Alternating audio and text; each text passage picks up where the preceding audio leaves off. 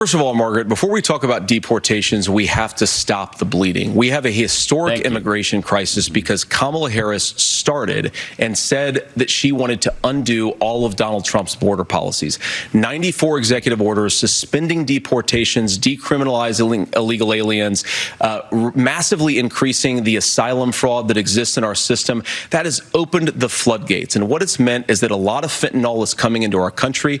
I had a mother who struggled with opioid addiction and has gotten clean. I don't want people who are struggling with addiction to be deprived of their second chance because Kamala Harris let in fentanyl into our communities at record levels. So you've got to stop the bleeding.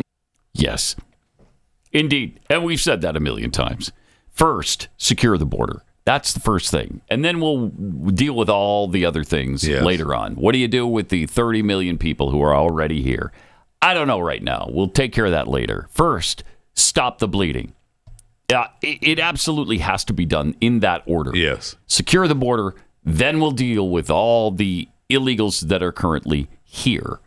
And have been. You have a criminal record? Out. Yeah. Obviously, there's going to be deportations. I don't know. Is there going to be a path to citizenship? I don't know. I don't even want to consider it right now until you secure the border. Yeah, and I'm looking for that fact check about the Minnesota abortion law, and I don't even see it mentioned here. The only time abortion is mentioned is Project 2025. Oh, my gosh. Yeah, so they didn't address it on their fact check website. The Project 2025 thing. I know. That drives me insane. I know. On every level. First of all, that they've attributed it to Trump, who had nothing to do with it. Secondly, that he has so disavowed it now that it makes it sound like it's as extreme as they're saying it is. It's not. It's not. Now, this is interesting, though.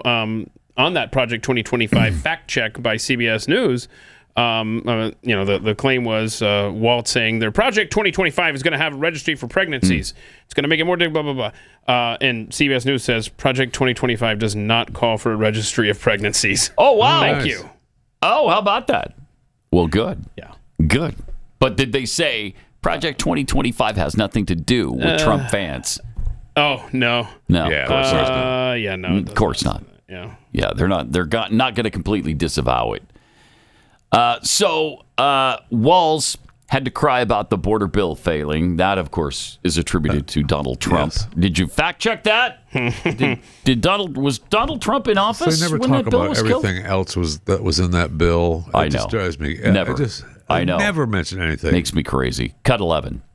That's why we had the fairest and the toughest bill on immigration that this nation's seen. I wish JD it was crafted by a conservative senator from Oklahoma, James Lankford. I know him. He's super conservative, but he's a man of principle, wants to get it done. Democrats and Republicans worked on this piece of legislation. The Border Patrol said, this is what we need in here. These are the experts. And the Chamber of Commerce and the Wall Street Journal said, pass this thing. Kamala Harris helped get there. 1,500 new border agents. Detection to do for paperwork. drugs. DOJ money to speed up the adjudications on this, just what America wants. But as soon as I was getting ready to pass and actually tackle this, Donald Trump said no, told them to vote against it because it gives him a campaign issue. They'd already voted against it. What would Donald Trump talk about if we actually did some of these things? And they need to be done by the legislature. You can't just do this through the executive branch. So look, we have the options to do this. Donald Trump had 4 years. He had 4 years to do this. That bill was dead on arrival, by the way. They didn't wait for Donald Trump to tell them not to vote for it. They were already going to vote against it. So it's just garbage that Trump really had anything to do with it. First of all, he wasn't in office. He wasn't the president. He wasn't a congressman. He wasn't the Speaker of the House. Correct. Is he influential? Yes. Sure. Yes. However, they'd already made their minds up because of all the things that were in that bill that shouldn't have been. Yes.